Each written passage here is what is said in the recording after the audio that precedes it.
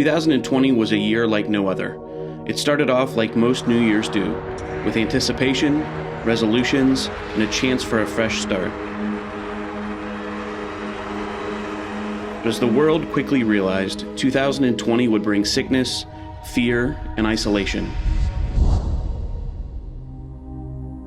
We begin this Friday night with what the World Health Organization is calling a once-in-a-century health crisis, the effects of which we will feel for decades to come. As COVID-19 rapidly began to infect people across the globe, we began fighting not only a disease that was attacking our bodies, but one that was instilling fear, creating isolation, causing financial burdens, and even ruin.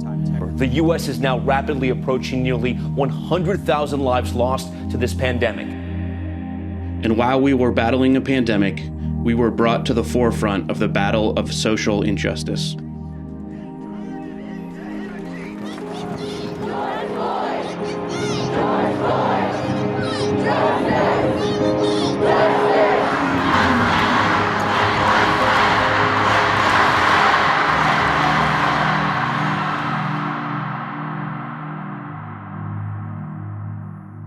But through the chaos and uncertainty that was unfolding all around us, we clung to hope. St. Andrews was forced to close our campus in the spring of 2020. With interim pastor J.C. Powell at the helm, our staff, volunteers, and congregation united to keep ministry going. We quickly moved our services online, allowing us to reach more than 400 viewers each week by bringing the Word of God to them. We used creativity and innovation to reach people through interactive events like A Sense of Resurrection, a day of interactive videos and activities to experience Lent. We realized the burnout and hopelessness our healthcare and frontline workers were feeling and quickly mobilized to provide restaurant gift cards and notes of encouragement to our local hospitals. We also birthed the Be a Blessing campaign, allowing members of our congregation to help others in our community by giving a meal and a note of love to those who needed some cheer. As important rites of passage like graduations were canceled and postponed, we got creative to find ways to let our seniors know how proud of them we were and how much we love them. We held a night of prayer to offer a safe space for our community to find solace in the midst of despair from COVID-19 and social injustice. As more and more people in our community found themselves in financial straits, we found a way to safely offer food to them through our drive-through food pantry. As change and pivot became part of our everyday vernacular, we pulled together to safely wish farewell to pastors J.C. Powell and Garrett Roca, and then welcomed our new pastors, Gary and Jane Rideout. Then summer came. We transformed our VBS that normally hosts 300 kids on campus to an online, interactive family experience, and by doing so, we were able to reach new families and create a new dynamic for all family members to participate in the best week of the year.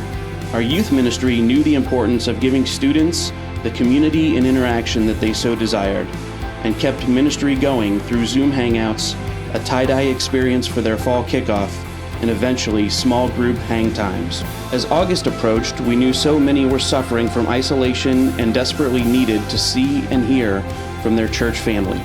So we took to Zoom to have a virtual lobby after each service, and pastors Gary and Jane set up virtual lunch with the pastors so that they could meet and get to know the people in our congregation.